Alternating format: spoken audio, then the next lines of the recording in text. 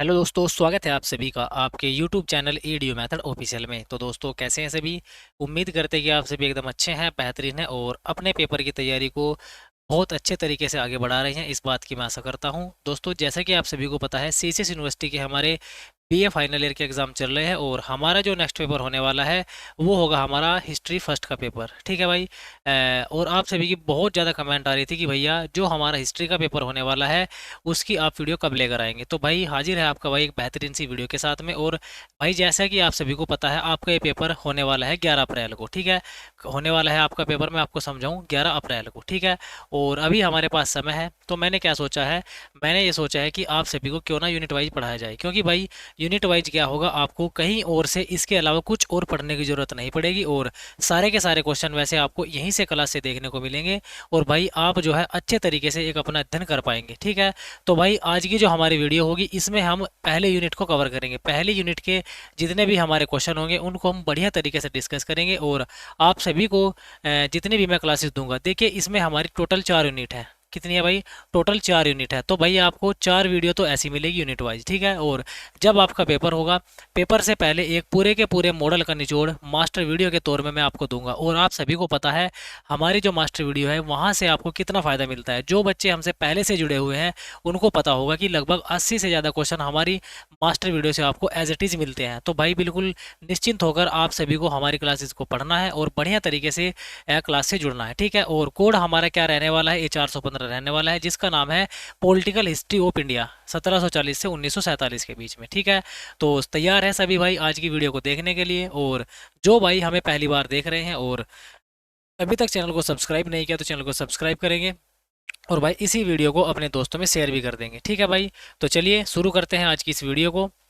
बिल्कुल ध्यान से पढ़ना है भाई, केवल हमारी पहली यूनिट है तो पूरी की पूरी यूनिट को बढ़िया तरीके से पढ़ना है भाई। ठीक है, और क्वेश्चन नंबर 1 आपके सामने है, पढ़ेंगे और बढ़िया तरीके से याद रखेंगे। Question number 1। ठीक है भाई, क्वेश्चन नंबर 1, भारत में ब्रिटिश कंपनी की सफलता का प्रमुख कारण क्या था? देखिए जो हमारा भारत है, आपको पता है हमारे भारत में ईस्ट इंडिया कंपनी का राज था। तो आपसे क्वेश्चन ये पूछा है, जो हमारे भारत में ब्रिटिश कंपनी थी उसकी सफलता के क्या क्या कारण रहे थे, कौन कौन से ऐसे तथ्य थे जो ब्रिटिश कंपनी हमारे भारत में स्थापित हो पाई थी बढ़िया तरीके से। ठीक है, तो क्या क्या थे भाई? ब्रिटिश सरकार का समर्थन, ये बात सच्ची है बिल्कुल एकदम, ब्रिटिश सरकार का समर्थन था। तो ये भी एक कार्य था आपका कंपनी का सफल होने का भारत में। ब्रिटिश माल की उच्च श्रेणी, यानी कि जो ब्रिटिश माल था उसकी क्वालिटी काफ़ी अच्छी थी। ठीक है, और ब्रिटिश नौसैनिक उच्चता ये भी था। और भाई यहाँ पर जो हमारा राइट आंसर होगा ये होगा उपयुक्त तीनों, यानी कि ऑप्शन नंबर डी। ठीक है, तो ये तीनों के तीनों हमारे कारण थे और ब्रिटिश कंपनी हमारे भारत में स्थापित हो चुकी थी। ठीक है, चलिए आगे बढ़ते हैं भाई। Question number 2, east India company पर संसदीय नियंत्रण के लिए प्रथम सुस्पष्ट कार्यवाही निम्नलिखित में से किसके द्वारा की गई? देखिए जो हमारे देश में ब्रिटिश ईस्ट इंडिया कंपनी थी, ठीक है, तो संसद का नियंत्रण आपसे पूछा है, इस पर कब से लागू हुआ था? देखिए एक आया था पिट्स इंडिया एक्ट। पिट्स इंडिया एक्ट के तहत क्या किया था भाई, जो ये भारत में कंपनी थी, कंपनी के जो अधिकार थे वो सीमित कर दिए थे, यानी कि संसद का नियंत्रण कंपनी पर हो गया था। ठीक है, तो राइट आंसर क्या होगा? Option number B, Pitt's India Act के द्वारा इनके अधिकार कम कर दिए गए थे। तो राइट आंसर होगा ऑप्शन नंबर बी। ठीक है भाई, मैं आपको थोड़ा थोड़ा सा इसमें समझा के चलूंगा। ओके, चलिए आगे बढ़ते हैं भाई क्वेश्चन नंबर 3 की ओर। कर्नाटक युद्ध किन किन के मध्य लड़ा गया? देखिए कर्नाटक युद्ध आपसे पूछा है, जो हमारा कर्नाटक का युद्ध है किस किस के बीच लड़ा गया था? देखिए जो हमारा कर्नाटक युद्ध था ये अंग्रेज और फ्रांसीसियों के बीच में लड़ा गया था। ऑप्शन नंबर ए क्या होगा यहाँ पे सही आंसर होगा। ठीक है, कर्नाटक का युद्ध अंग्रेज और फ्रांसीसियों के मध्य लड़ा गया था भाई। ठीक है, आगे बढ़ते हैं भाई क्वेश्चन नंबर नेक्स्ट की ओर। क्वेश्चन नंबर 4 इंपोर्टेंट, वर्ष 1757 की प्लासी की लड़ाई में रॉबर्ट क्लाइव के नेतृत्व में अंग्रेजों ने किसको हराकर अंग्रेजी राज्य की नींव भारत में डाली? आपसे पूछा है भाई किसके बारे में? प्लासी के युद्ध के बारे में। ठीक है, सबसे पहला क्वेश्चन तो ये है कि भाई प्लासी का युद्ध कब हुआ था? आपको याद रखना है 1757 में हुआ था। ठीक है, डेट आप याद रख सकते हैं, डेट मैं आपको बताता हूँ, 23 जून। 23 जून सन 1757 को क्या हुआ था? प्लासी का युद्ध हुआ था। ठीक है, एक क्वेश्चन तो ये। और दूसरा क्वेश्चन ये है कि प्लासी का युद्ध किस किस के बीच लड़ा गया? देखिए जो प्लासी का युद्ध था ये अंग्रेजों और भारतीय जो शासक थे उनके बीच में लड़ा गया। अंग्रेजों की तरफ से जो सेना का नेतृत्व कर रहा था वो कौन कर रहा था? Robert Clive. और भारत की तरफ से कौन कौन जो है नेतृत्व कर रहे थे? देखिए भारत की तरफ से भाई अंग्रेजों के भारत की तरफ से जो है कौन जो है नेतृत्व कर रहा था? बंगाल के नवाब सिराजुद्दौला, ठीक है।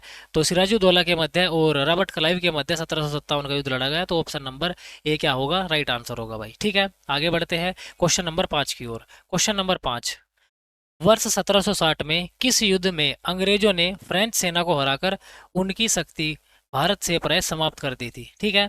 तो भाई आपसे पूछा जा सकता है कि वांडीवास का युद्ध किस किस के मध्य लड़ा गया? देखिए पहला क्वेश्चन तो ये है कि वांडीवास का युद्ध कब लड़ा गया? तो 1760 में लड़ा गया। किस किस के बीच? ये लड़ा गया था भाई अंग्रेजों और फ्रांसीसियों के बीच, ठीक है। फ्रेंचों के बीच ये लड़ा गया था। तो इसमें जो है अंग्रेज विजयी हुए थे। तो राइट आंसर यहाँ पे क्या होगा भाई? 1760 में अंग्रेजों और फ्रेंच सेना के बीच में युद्ध हुआ था वांडीवास का। Okay, Wandiwash option number C. आगे बढ़ते हैं भाई क्वेश्चन नंबर 6 की ओर। 1764 में बक्सर के युद्ध में अंग्रेजों ने किसको पराजित किया था? देखिए अभी मैंने आपको कराया था, भारत की तरफ से जो है 3 जो शासक है वो नेतृत्व कर रहे थे, और अंग्रेजों की तरफ से बक्सर के युद्ध में जो है केवल एक अंग्रेज लड़ रहा था। और भारत की तरफ से पूछा है कि कौन कौन से राजा भारत की तरफ से लड़े थे बक्सर के युद्ध में, ठीक है। तो बक्सर की तरफ में 3 व्यक्ति थे। एक अवध का नवाब था सुजाउद्दौला जिसका नाम था, और एक था मुगल बादशाह शाह आलम द्वितीय, और भाई एक था मीर कासिम, ठीक है। तो राइट आंसर क्या होगा भाई? उपरोक्त तीनों को संयुक्त रूप से, यानी कि ये तीनों थे जिनको बक्सर के युद्ध में अंग्रेजों ने हरा दिया था भाई। तो राइट आंसर होगा ऑप्शन नंबर डी। ओके, आगे बढ़ते हैं भाई क्वेश्चन नंबर 7। बंगाल में दोहरे शासन पद्धति को किसने मान्यता दी थी? देखिए आपसे पूछा है कि बंगाल में जो द्वैत शासन है, जिसको हम दोहरा शासन भी बोलते हैं, डाइआर्की हम जिसको बोलते हैं, तो ये इस पद्धति को मान्यता किसने दी थी? तो ये भाई राइट आंसर होगा भाई शाह आलम द्वितीय ने, ठीक है। शाह आलम द्वितीय के साथ एक संधि की गई थी जो 1765 में हुई थी।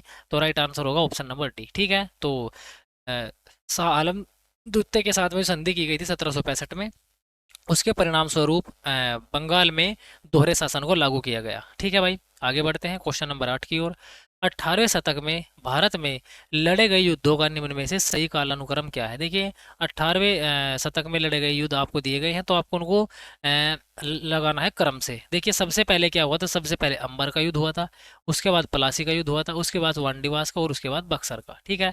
तो राइट आंसर होगा भाई ऑप्शन नंबर बी। ओके, तो भाई अगर आपको उसकी पीडीएफ चाहिए तो पीडीएफ के लिए आपको क्या करना है? इसी वीडियो के डिस्क्रिप्शन में मैंने लिंक दे रखी है, तो आप जाकर क्या है लिंक पर क्लिक करेंगे तो टेलीग्राम चैनल पर आप पहुंच जाएंगे, और टेलीग्राम चैनल को जैसे ही आप ज्वाइन करेंगे तो सभी पीडीएफ आपको वहीं पर मिल जाएगी। ओके, तो आगे बढ़ते हैं भाई क्वेश्चन नंबर नेक्स्ट की ओर। क्वेश्चन नंबर 9, सहायक संधि को स्वीकार करने वाला पहला भारतीय शासक कौन था? देखिए जो हमारी सहायक संधि थी, सहायक संधि को स्वीकार सबसे पहले किस भारतीय शासक ने किया था? तो सबसे पहले जो है सहायक संधि का प्रस्ताव जो एक्सेप्ट किया था वो किसने? हैदराबाद के निजामों ने, ऑप्शन नंबर बी, ठीक है। आगे बढ़ते हैं भाई क्वेश्चन नंबर 10 की ओर। निम्नलिखित कथनों में से कौन सा कथन सही नहीं है? सही नहीं है आपसे पूछा है, तो गलत कथन कौन सा है आपसे पूछा है? देखिए अली मर्दान खान ने बंगाल में राजस्व कृषि पद्धति प्रारंभ की, नहीं भाई ये नहीं करी थी, तो यही बात हो जाएगी गलत। बाकी महाराजा रणजीत सिंह ने लाहौर में तोपों के निर्माण के लिए आधुनिक ढलाई खाने स्थापित करी थी, बिल्कुल करी थी भाई। और अम्बेर में सवाई जयसिंह ने यूक्लिड के रेखागणित के तत्वों का संस्कृत में अनुवाद कराया था, जी भाई कराया था। और मैसूर में सुल्तान टीपू ने श्रृंगेरी मंदिर में देवी शारदा की मूर्ति के निर्माण के लिए धन दिया था, बिल्कुल दिया था। तो तीनों के तीनों ये कथन सत्य है, लेकिन ये ऑप्शन नंबर ए क्या है? गलत है, यही आपका राइट आंसर हो जाएगा, ठीक है भाई। आगे बढ़ते हैं। नवाब सिराजुद्दौला व ईस्ट इंडिया कंपनी के बीच संघर्ष का मुख्य कारण क्या था? आपसे पूछा है कि भाई जो ये युद्ध हुआ था, जो ये युद्ध हुआ था सिराजुद्दौला और ईस्ट इंडिया कंपनी के बीच, अंग्रेजों के बीच में, इसका प्रमुख कारण क्या था? देखिए अंग्रेजों ने व्यापार में छूट का दुरुपयोग किया, ठीक है। अंग्रेजों ने एक मिनट रुकिए।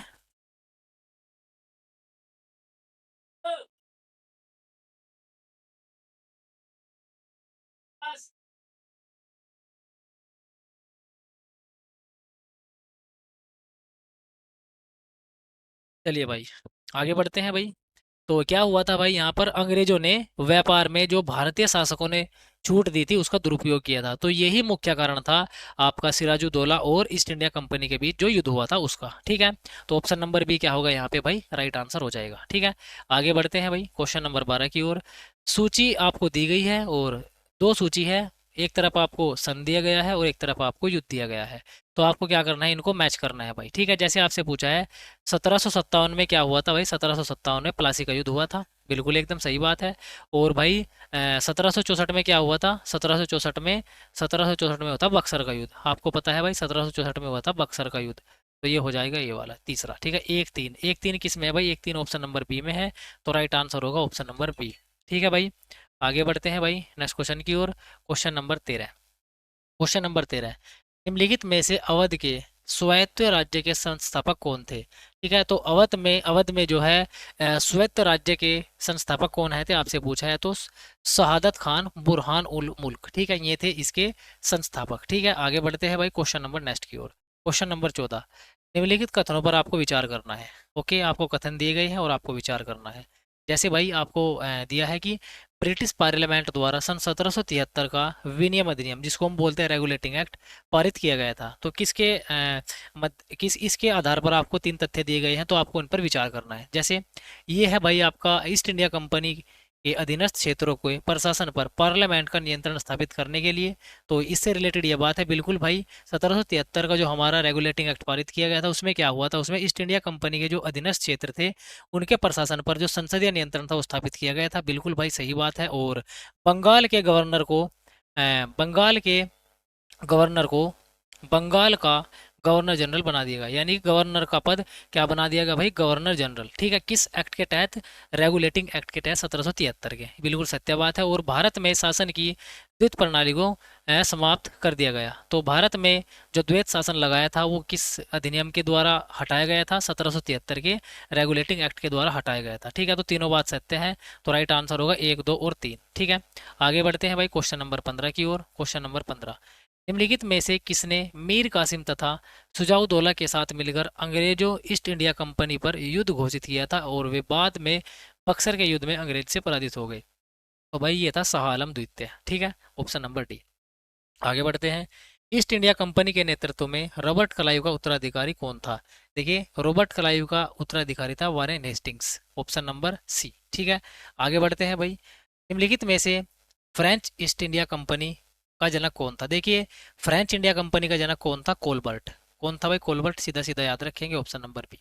आगे बढ़ते हैं भाई क्वेश्चन नंबर 18, भारत में फ्रांसीसियों की असफलता के क्या कारण थे? भारत में जो फ्रांसीसी व्यक्ति थे, जो फ्रांसीसी राजा थे, उनकी असफलता के कारण क्या क्या थे आपसे पूछा है। ठीक है, तो क्या था भाई? अंग्रेजी नौसेना के मुकाबले फ्रांसीसी नौसेना जो थी दुर्लभ थी। बिल्कुल भाई, इनके अपेक्षा ये हल्की सेना थी। तो ये बात सत्य है। ओके, और भाई सही आंसर कौन सा होगा? फ्रांसीसी कंपनी का ध्यान व्यापार से हटकर उपनिवेश की स्थापना में लग गया था, जिससे उन्हें धन की कमी हो गई। बिल्कुल ये भी सत्य बात है भाई। और फ्रांसीसियों के पास केवल एक महत्वपूर्ण स्थान पांडिचेरी था, जबकि अंग्रेजों के आधिपत्य में कलकत्ता, बम्बई और मद्रास जैसे महत्वपूर्ण स्थान थे। बिल्कुल भाई, अंग्रेजों ने जो है कलकत्ता, बम्बई और मद्रास यहाँ पर अपनी व्यापारिक कोठी, जिनको प्रेसिडेंसी के नाम से जानते हैं, ये स्थापित कर ली थी। तो बिल्कुल ये वाली बात भी सत्य है। तो 1, 3 और 4, 1, 3 और 4 ये बातें सत्य है। तो राइट आंसर होगा ऑप्शन नंबर सी वाला। ठीक है, आगे बढ़ते हैं भाई क्वेश्चन नंबर 19 की ओर। क्वेश्चन नंबर 19 में आपसे पूछा है कि भाई आपको कथन दिए गए हैं और आपको इनमें सत्य कथन बताने हैं। बंगाल के नवाब ने ईस्ट इंडिया कंपनी को बंगाल में स्वतंत्र व्यापार करने से नहीं रोका। ठीक है, तो ये बात सत्य है या गलत है? तो बिल्कुल भाई ये बात अपनी आपकी गलत है। तो ये बात गलत है। सिराजुद्दौला ने कंपनी के अधिकारों द्वारा व्यापारिक विशेषाधिकारों का दुरुपयोग किए जाने पर आपत्ति जताई। बिल्कुल जताई थी भाई, तभी तो युद्ध हुआ था। तो ये बात सत्य है। कंपनी के व्यापार में वृद्धि से बंगाल का नवाब समृद्ध हो रहा था। बिल्कुल गलत बात है भाई, एकदम। 1764 में बक्सर के युद्ध ने पूर्वी भारत में कंपनी की विजयों को पूर्ण कर दिया तथा उसके प्रभाव में वृद्धि करी। बिल्कुल भाई, 1764 का जो बक्सर का युद्ध हुआ था, उसके बाद अंग्रेजों ने अपने आप को एक शक्तिशाली संस्था के रूप में क्या किया था भाई? यहाँ पर पेश किया था भाई। तो राइट आंसर क्या होगा? 2 और 4। 2 और 4 बिल्कुल एकदम सत्य है। तो राइट आंसर होगा भाई बी वाला। ठीक है, आगे बढ़ते हैं भाई क्वेश्चन नंबर 20 की ओर। बक्सर के युद्ध का क्या कारण था? देखिए, बक्सर का जो हमारा युद्ध था, इसका क्या कारण था भाई? इसका कारण था कि भाई मीर कासिम ने अंग्रेजों के विरुद्ध शाह आलम द्वितीय तथा सिराजुद्दौला का सहयोग किया। ठीक है, ये बात सत्य है। तो ऑप्शन नंबर बी। आगे बढ़ते हैं भाई क्वेश्चन नंबर नेक्स्ट की ओर। बक्सर के युद्ध में मीर कासिम का सहयोगी निम्नलिखित में से कौन सा था? देखिए, मीर कासिम का सहयोगी कौन था भाई? शाह आलम द्वितीय। कौन था? शाह आलम द्वितीय, आपको समझाया था अभी। ठीक है, आपको कमेंट करके बताना है। जैसे मैं थोड़ा थोड़ा सा एक्सप्लेन करके पढ़ रहा हूँ, तो आपको अच्छा लग रहा है, आपको समझ आ रहा है कि नहीं आ रहा है। ठीक है, आपको जो है इस वीडियो के बाद में ज़रूर बताना है। ठीक है भाई, चलिए आगे बढ़ते हैं भाई। निम्नलिखित में से कौन सा उपसंघ संघ का सहभागी नहीं था जिसने बक्सर के युद्ध में अंग्रेजों ने पराजित नहीं किया था? तो ये था भाई मीर जाफर। कौन था भाई? मीर जाफर, याद रखेंगे। आगे बढ़ते हैं भाई। निम्नलिखित में से किसने बक्सर के युद्ध में अंग्रेजी सेना का नेतृत्व किया? आपसे पूछा है कि भाई जो बक्सर का युद्ध हुआ था 1764 में, अंग्रेजों की तरफ से किसने नेतृत्व किया था? तो हेक्टर मुनरो था भाई। कौन था? मुनरो। ओके। आगे बढ़ते हैं भाई। क्लाइव द्वारा संस्तुत द्वैत सरकार में क्या उपबंधित था? आपसे पूछा है कि भाई जो रॉबर्ट क्लाइव ने जो भारत में द्वैत शासन लगाया था उसमें कौन कौन से उपबंध थे? आपसे पूछा है, ठीक है। तो कंपनी राजकोषीय मामलों को देखेगी और शेष सभी मामलों को भारतीय शासकों द्वारा निपटाए, ये बात थी इसमें। तो राइट आंसर होगा ऑप्शन नंबर बी, ठीक है। कहने का मतलब ये है कि भाई जितना भी धन वाला धन संपत्ति का कार्य था वो अंग्रेजों ने अपने हाथों में ले लिया था, और भाई जितने भी वैसे मामले थे जिसके लिए जो भारतीय शासक है वो क्या होगा? उत्तरदायी होगा। तो ये कार्य किसको दे दिए? भारतीय शासकों को दे दिए थे। तो ये बात सत्य है, ऑप्शन नंबर बी वाली, ठीक है। आगे बढ़ते हैं भाई। सहायक संधि का लक्ष्य क्या था? देखिए जो सहायक संधि थी उसका लाने का उद्देश्य क्या था? आपसे पूछा है। तो सहायक संधि का उद्देश्य क्या था भाई? देश की नेपोलियन से रक्षा करना, बिल्कुल था। और भाई भारतीय राज्यों पर ब्रिटिश नियंत्रण में वृद्धि करना, बिल्कुल भाई। जब सहायक संधि का प्रस्ताव अंग्रेज रखेंगे और राजा उन्हें स्वीकार करेंगे तो भाई जाहिर सी बात है कि भाई भारतीय राज्यों पर जो ब्रिटिश सरकार है उसका नियंत्रण में वृद्धि होगी। तो बिल्कुल सत्य बात है ये भी। स्थानीय शासकों की शक्ति छीनना, बिल्कुल भाई। जैसे ही वे सहायक संधि को स्वीकार करेंगे तो उनकी जो शक्ति है उनको उनकी शक्ति जो है किसके हाथों में चली जाएगी भाई? अंग्रेजों के हाथों में चली जाएगी। तो ऑप्शन नंबर क्या होगा भाई? डी। 1, 3 और 4 सत्य हैं, तो राइट आंसर डी। आगे बढ़ते हैं भाई। अंग्रेजों द्वारा 18वीं शताब्दी में भारत के मूल शासकों से की गई संधियों के संदर्भ में निम्न युग्मों में से कौन सा कथन सही नहीं है? तो सही नहीं पूछा है आपसे। तो मंगलोर की संधि अवनुद्दीन के बीच नहीं हुई थी, तो ये बात गलत है, राइट आंसर सी। बाकी इलाहाबाद की संधि सुजाउद्दौला और पुरंदर की संधि मराठों के साथ, और भाई श्रीरंगपट्टनम की संधि टीपू सुल्तान के साथ, तीनों सत्य बात है। तो भाई राइट आंसर होगा सी वाला। आगे बढ़ते हैं भाई। ईस्ट इंडिया कंपनी की व्यापारिक क्रियाकलाप अंततः निम्नलिखित में से किसके द्वारा समाप्त की गई? तो भाई ईस्ट इंडिया कंपनी की जो व्यापारिक शक्ति है वो चार्टर एक्ट जो 1833 का आया था उसके द्वारा क्या किया गया था भाई? जितनी भी जो भी ये कंपनी थी भारत में, ईस्ट इंडिया कंपनी, इसके जो अधिकार क्षेत्र थे यानी कि जो इसकी शक्ति थी वो जो ब्रिटेन की संसद है उसने कब ली थी? चार्टर एक्ट 1833 के द्वारा, ठीक है। सारे के सारे इनके अधिकार छीन लिए गए थे इस एक्ट के माध्यम से, ठीक है। तो आगे बढ़ते हैं भाई। आपसे यहाँ पर कुछ युद्ध दिए गए हैं और आप उनको क्रम में लगाएंगे। देखिए सबसे पहले क्या हुआ था? सबसे पहले आपका पहला मैसूर युद्ध हुआ था, ठीक है, तो 3। उसके बाद तीसरा हुआ था, और भाई उसके बाद क्या हुआ था भाई? उसके बाद हमारा पहला बर्मा और उसके बाद दूसरा अफगान। तो राइट आंसर क्या होगा? डी वाला। 3, 1, 2, 4, ठीक है। आपसे आगे पूछा है कि भाई प्लासी के युद्ध के बाद अर्ध शताब्दी में बंगाल की अपूर्व समृद्धि को गंभीर धक्का लगा, ठीक है, ये इसका कथन है। और कारण क्या है भाई? कपास से निर्देशित माल जो भारत में निर्यात की प्रमुख वस्तु थी के उत्पादन में भारत के अन्य भागों में बहुत वृद्धि हुई, जबकि बंगाल में इससे कमी आई। ये बात पूछी है आपसे, कैसी है भाई? देखिए यहाँ पर जो राइट आंसर होगा भाई ये क्या होगा भाई? ये आपका जो कथन है, कथन तो सही है भाई, बिल्कुल कोई दिक्कत नहीं है इसमें, लेकिन आपका जो कारण है वो गलत है। तो राइट आंसर क्या होगा? ऑप्शन नंबर सी, ए सही है परंतु आर गलत है, ठीक है। आगे बढ़ते हैं भाई। आगे आपको एक कथन दिया गया है, आपको इसी प्रकार से वहाँ पे कारण दिया गया है। तो बंगाल में सिराजुद्दौला के काल में इंग्लिश ईस्ट इंडिया कंपनी ने नवाब की अनुज्ञा के बिना कलकत्ता में किलाबंदी करनी शुरू कर दी थी। तो भाई ये कथन है। बाकी इसका जो कारण क्या है? चंद्रनगर में तैनात फ्रांसीसियों ने युद्ध के पूर्वानुमान में इंग्लिश कंपनी ने सम्राट शाह आलम द्वितीय से पहले ही अनुज्ञा ले ली थी, ये आपसे पूछा है। तो भाई ये क्या है? पहली बात जो कथन है ये बिल्कुल सही है, इन्होंने घेराबंदी शुरू कर दी थी, लेकिन ये बात गलत है भाई, आपका कारण गलत है। तो ए सही है परंतु आर गलत है, ऑप्शन नंबर सी। आगे बढ़ते हैं भाई। आगे बढ़ते हैं भाई। देखिए यहाँ पर एक कथन दिया गया है तो आपको इसको खुद से पढ़ लेना है भाई, ठीक है। बाकी भाई मैं आगे आपको इंपॉर्टेंट सा क्वेश्चन कराता हूँ ये वाला, ठीक है। यहाँ से शुरू करते हैं। बाकी देखिए पीडीएफ मैंने आपको दे देनी है, इसकी पीडीएफ मैं आपको टेलीग्राम पर दे दूंगा। और तो आप क्या करना है, टेलीग्राम को ज्वाइन करेंगे, लिंक आपको इसी वीडियो के डिस्क्रिप्शन में मिल जाएगी भाई, ठीक है। आगे बढ़ते हैं भाई। टीपू सुल्तान तथा कॉर्नवालिस के बीच 1792 में श्रीरंगपट्टनम की संधि हुई, किसके तहत हुई थी? देखिए सबसे पहला क्वेश्चन तो ये है कि भाई जो श्रीरंगपट्टनम की संधि है वो कब हुई थी? वो हुई थी 1792 में। और दूसरा क्वेश्चन किस किस के बीच हुई थी, कार्नवालिस के और टीपू सुल्तान के बीच में, याद रखने है ये बात। और भाई किसके तहत हुई थी, ये आपसे क्वेश्चन पूछा है, तो टीपू को अपना आधा राज्य देना पड़ा। बिल्कुल भाई, जब ये संधि हुई थी तो टीपू सुल्तान से कहा था कि भाई जितना भी आपका राज्य है उसमें से आधा आपको जो है अंग्रेजों को देना होगा, ये बात उसमें की गई थी। और टीपू को 30 लाख पाउंड का युद्ध क्षति के रूप में देना था, यानी कि 30 लाख का हर्जाना भी उन्हें दिया था भाई, 30 लाख पाउंड का, ठीक है। और आगे भाई क्या है, आगे की भाई ब्रिटिश रेजिमेंट को श्रीरंगपट्टनम में स्थापित करना पड़ा। बिल्कुल ये बात गलत है भाई, ऐसा नहीं हुआ था। अपने दो बेटों को ब्रिटिश बंधक के रूप में देना पड़ा। टीपू सुल्तान के दो बेटे थे, इनको भाई अंग्रेज जो है बंदी बना के ले गए थे, तो ये बात बिल्कुल सत्य है। तो 1, 2 और 4 ये बात सत्य है भाई, ठीक है। जो आपकी ये संधि हुई थी श्रीरंगपट्टनम की, ये सारे के सारे उसमें फैसले लिए गए थे। ओके, आगे बढ़ते हैं भाई क्वेश्चन नंबर 34 की ओर। अंग्रेजों के सहयोग में मीर कासिम बंगाल के नवाब बने, ठीक है। परंतु बाद में मीर जाफर को किस कारण पुनः नियुक्त किया गया। देखिए, इन्होंने क्या किया था, इन्होंने मीर कासिम को बना दिया था बंगाल का नवाब, लेकिन भाई मीर कासिम थोड़ा तेज प्रवृत्ति का आदमी था, उन्होंने इससे तंग आकर फिर दोबारा से मीर जाफर को ही बनाया, ठीक है। तो इसका कारण क्या था, देखिए इसका कारण ये था कि भाई जो मीर कासिम था ना, देखिए क्या था, मीर कासिम अंग्रेजों से लड़ा, और क्योंकि वह आंतरिक व्यवसाय कानूनों को कर रहे थे, जिसके कारणवश मीर कासिम की आय में भारी कमी आ रही थी। यानी कि जो ये मीर कासिम था, ये अंग्रेजों के साथ लड़ रहा था, और भाई अंग्रेजों के साथ लड़ तो रहा था भाई, जिसके कारण क्या हो रहा था, जिसके कारण भाई मीर कासिम की आय में कमी भी आ रही थी, तो ये कारण था इसका। आगे बढ़ते हैं भाई क्वेश्चन नंबर 35 की ओर। निम्नलिखित में से कौन सा युद्ध सबसे पहले लड़ा गया, सबसे पहले लड़ा गया था भाई प्रथम आंग्ल मराठा युद्ध, ऑप्शन नंबर सी। आगे बढ़ते हैं भाई, भारतवर्ष में सिविल सेवाओं का सूत्रपात किसने किया, तो कार्नवालिस ने भारत में सिविल सेवाओं की शुरुआत करी भाई, ठीक है, याद रखेंगे, इंपॉर्टेंट।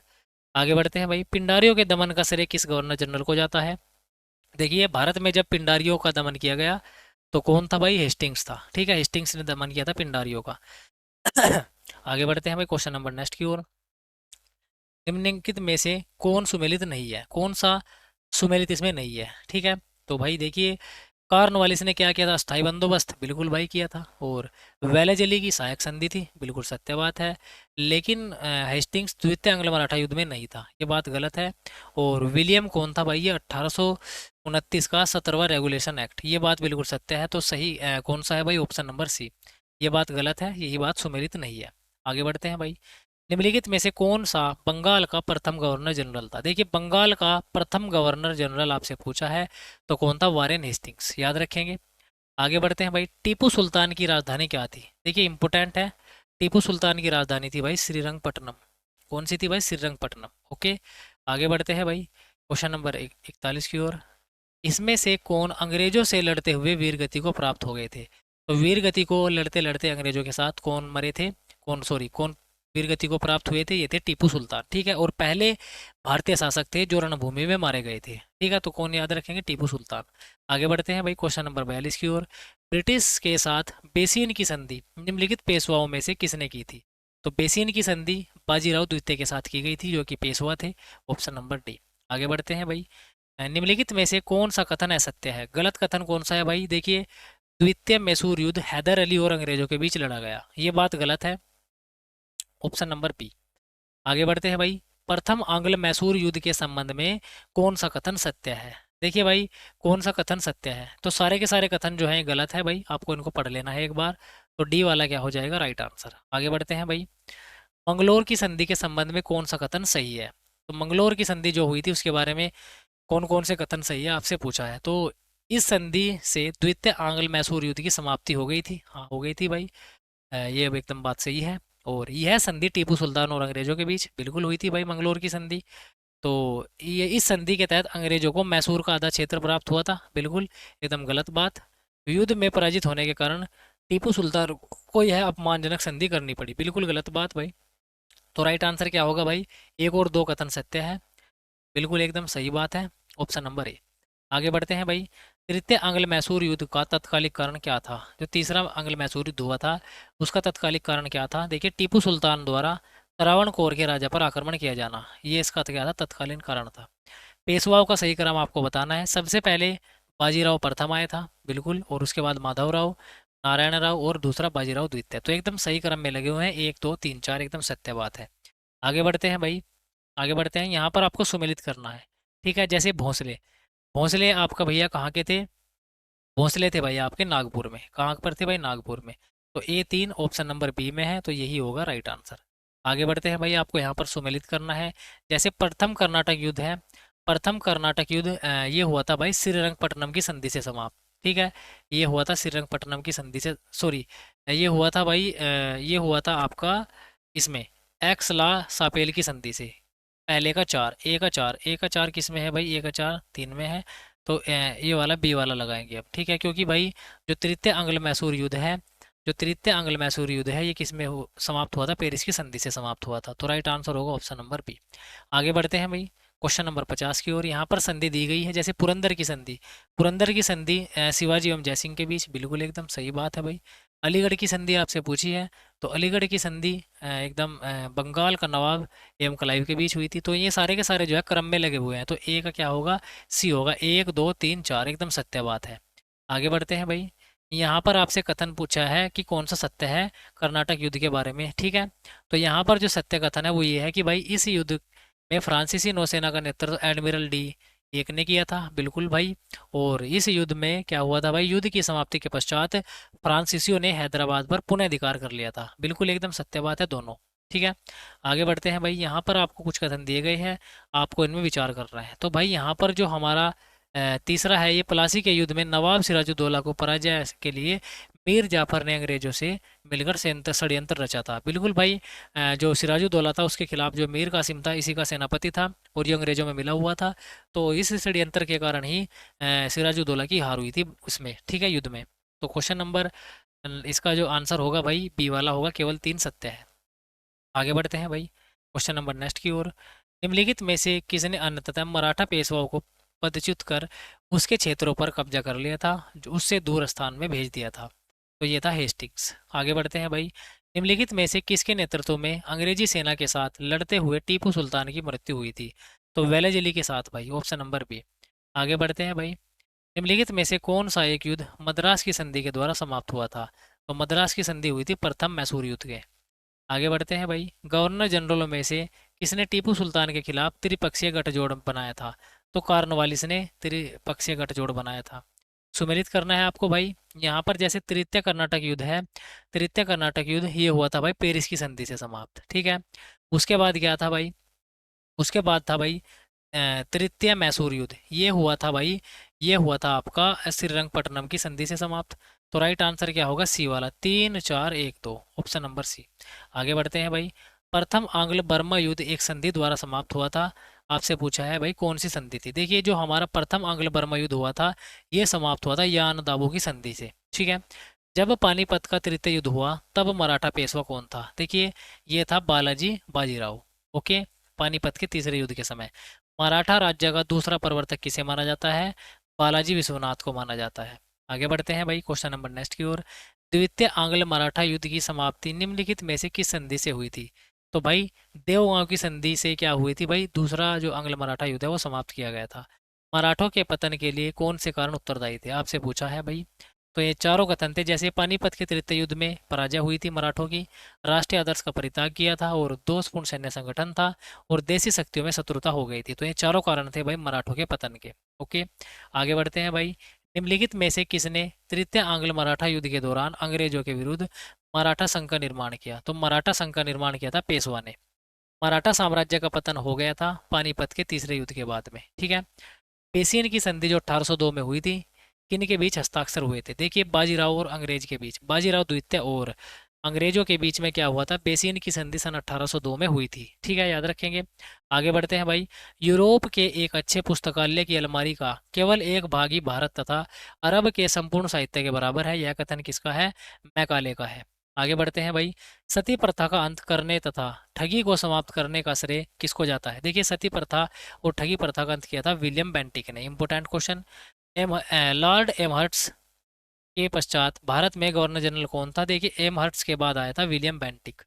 आगे बढ़ते हैं भाई, निम्नलिखित ब्रिटिश गवर्नरों को आपको कालक्रम में लगाना है। देखिए सबसे पहले कौन आया था? सबसे पहले मैकाले, मैकाले के बाद डलहौजी, फिर मैकेंजी, फिर बेंटिक।